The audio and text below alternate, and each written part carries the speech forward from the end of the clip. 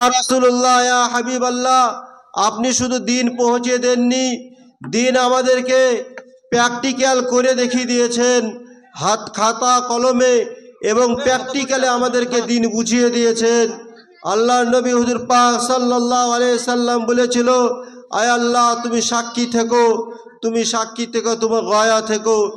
আল্লাহর নবী হুজুর পাক সাল্লাল্লাহু আলাইহি সাল্লাম বলেছিলেন, তখন তাহলে দিন যখন আমি তোমাদের কাছে পৌঁছিয়ে দিয়েছি, এই দিন তোমরা বিভিন্ন জায়গাতে, বিভিন্ন রাজ্যে, বিভিন্ন দেশে তোমরাও এই দিনকে পৌঁছিয়ে দাও। এই দিনের দাওয়াত সারা বিশ্বে পৌঁছে দাও। আজ দিন সারা বিশ্বে পৌঁছে গেছে।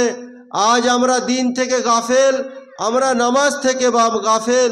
মহান আল্লাহ পাক রব্বুল আলামিনের নবী হুজুর পাক সাল্লাল্লাহু আলাইহি সাল্লাম এই দিন প্রচার করার কারণে অনেক কষ্ট সহ্য করতে হয়েছে।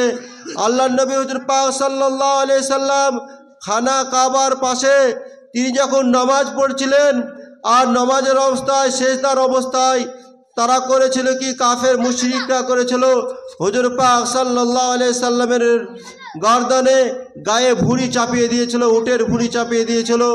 ভাই মেহতারাম বুজুর্গ দোস্ত, আজ আমরা মসজিদে নামাজ পড়ছি, খুব আসানের সঙ্গে নামাজ পড়ছি। আজ আমাদের নামাজের মধ্যে কোনো ব্যাঘাত ঘটছে না, নামাজের মধ্যে কোনো কিছুই ঘটছে না। অর্থাৎ আমরা মসজিদ কত সুন্দর করে বানাচ্ছি। আজ আমরা বেদবেরিয়ার বুকে আমরা দেখতে পাচ্ছি, দুই পাড়াতে, উত্তর পাড়া আর দক্ষিণ পাড়া, আলহামদুলিল্লাহ মসজিদের কোনো তুলনা নাই। চারিদিকে মুজাক পাথর বসানো, কিন্তু মসজিদের যে খিদা, সেই খিদা থেকে যাচ্ছে।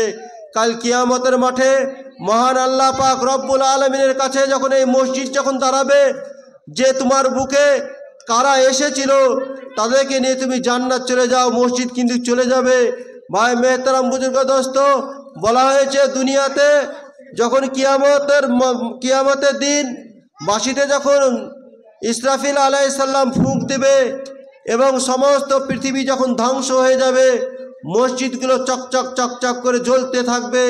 যেমন আমরা রাত্রে যদি আকাশের দিকে তাকাই এবং আকাশের দিকে তাকিয়ে যদি আমরা তারাগুলো চকচক করে দেখতে পাই, কাল কিয়ামতের মাঠে এই মসজিদগুলো সমস্ত মানুষ চকচক করে জ্বলবে, তারা দেখতে পাবে। আসমানওয়ালারাও এই মসজিদগুলোকে তারার মতো চকচক করে জ্বলছে, তারা ফেরেশতারা দেখতে পাচ্ছে।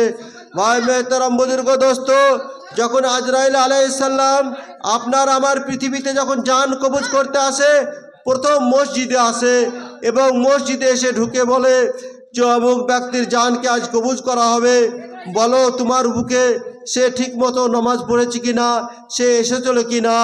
মসজিদ যেমন সাক্ষী দেবে, তেমনি আমাদের জান কবজ করা হবে। ভাই মেহতারাম বুজুর্গ দোস্ত, আজ আমরা মসজিদ থেকে দূরে, নামাজ থেকে দূরে। মহান আল্লাহ পাক রব্বুল আলামিন কুরআন শরীফে এক জায়গায় নাই, 82 জায়গায় বলেছে নামাজের কথা। ওয়াকিমুস সালাত ওয়া আতুজ যাকাত, তোমরা নামাজ কায়েম করো, তোমরা নামাজ কায়েম করো। আজ সামনে এমন একটা মাস আসছে, এটা হচ্ছে শাবান মাস। সামনে আসছে আমাদের রমজান মাস। এই রমজান মাসের রোজাকে প্রত্যেকটা মুসলমান নরনারী যারা বালেগ হয়েছে, প্রত্যেক জনার উপরে এই মাহে রমজানকে ফরজ করা হয়েছে। আর আমরা এই ফরজ রোজাকে যদি ছেড়ে দিই, আমাদের কাবিরা গুনাহ হবে।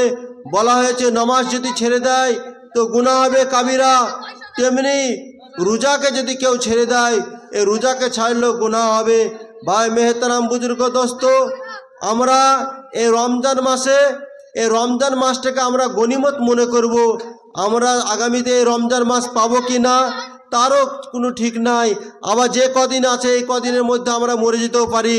তাই ভাই প্রত্যেক জুনা যারা আমরা এসেছি, যারা এখনো আসছি, যারা বাড়িতে বসে আছি, তারা আমরা প্রত্যেক জুনায় আমরা নিয়ত করে নিই যে আল্লাহ পাক রব্বুল আলামিন যেন আমাদেরকে মাহে রমজানের রোজা যেন সঠিকভাবে প্রত্যেক জুনায় আমরা করতে পারি। আল্লাহ পাক রব্বুল আলামিন আপনাকে এবং আমাকে যেন এই রোজা করার জন্য তৌফিক দান করে।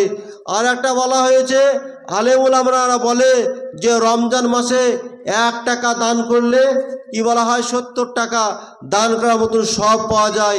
এটা হাদিসে আছে, কুরআন শরীফের হাদিস পাকে আল্লাহ পাক রব্বুল আলামিন প্রকাশ্য বলেছেন, আল্লাহ নবী হুজুর পাক সাল্লাল্লাহু আলাইহি সাল্লাম হাদিসে বলেছেন। তাই ভাই এই সামনে রমজান মাস, এই রমজান মাসে অনেক জায়গা থেকে সাফির আসে, মসজিদে তারা আসে, তারা মসজিদে এসে তারা দান খায়রাত চায়। আমরা তাদেরকে ফিরাবো না। আমরা প্রত্যেকজনা নিয়ত করি যে যেই আসুক না কেন এই রমজান মাসে তাদেরকে কিছু না কিছু আমরা দিব। খাস করে আমাদের এখানে এই বেদবেরিয়া গ্রামে একটা নয় 3টে সম্পদ আছে। আমাদের এই বেদবেরিয়া গ্রামে একটা উত্তর পাড়া মসজিদ, একটা দক্ষিণ পাড়া মসজিদ, তার উপরে একটা আছে কি বড় মাদ্রাসা, যে মাদ্রাসা ফাতিমাতুজ জোহরা লিল বানাত। আজ যদি এই মাদ্রাসাগুলো পৃথিবীতে যদি না থাকতো, আজ দিন মিটে যেত, আলেম ওলামা থাকতো না, আপনার ইমামতি করা কি লোক পাওয়া যেত না, জানাজা পড়ানোর লোক পাওয়া যেত না, মসজিদে নামাজ পড়ানোর লোক পাওয়া যেত না। আজ এই মাদ্রাসা এগুলো হচ্ছে ফ্যাক্টরি, এই দিনের ফ্যাক্টরিগুলো আমরা যদি বাঁচিয়ে রাখতে পারি, আমরা যদি ধরে রাখতে পারি, তাহলে আগামীতেও আমাদের ভালো হবে, পরকালও ভালো হবে, দুনিয়াতেও ভালো হবে। তাই আমরা সকলে মিলে আমরা এই দিনের ফ্যাক্টরিগুলোকে, মসজিদগুলোকে, মাদ্রাসাগুলোকে এবং খানকাগুলোকে আমরা বাঁচিয়ে রাখবো ইনশাআল্লাহ, ইনশাআল্লাহ। আর আমরা ভাই আজ থেকে নিয়ত করে নিই, আমরা প্রত্যেককে যেন 5 ওয়াক্ত পাবন্দির সঙ্গে আল্লাহ পাক রব্বুল আলামিন আপনাকে এবং আমাকে সকল মুসলমান নরনারীকে সকলকে যেন 5 ওয়াক্ত নামাজ পড়ার তৌফিক দান করুন। আল্লাহুম্মা আমিন, আল্লাহুম্মা আমিন। আসসালামু আলাইকুম ওয়া আখিরু দাওয়ানা আলহামদুলিল্লাহি রাব্বিল আলামিন। এবার আমাদের সম্মুখে মৌলানা সাইফুল ইসলাম সাহেব তিনি বলবেন। আর উলামা হজরতরা আছেন, মৌলানা মুতাল্লিব সাহেব আছে, তারপর মৌলানা শাহজামাল সাহেব উনিও এসছেন। আর একটা কি আছে আমি জানা নাই, আমাদের নিয়ার ভাই বলছিল যে আর একটা আছে মুখলিসুর রহমান, তিনি ভালো বক্তা, উনিও আছেন। শুনবেন, জান ভরে আজকে ইনশাআল্লাহ শোনা হবে। আসসালামু আলাইকুম ওয়া রাহমাতুল্লাহি ওয়া বারাকাতুহু।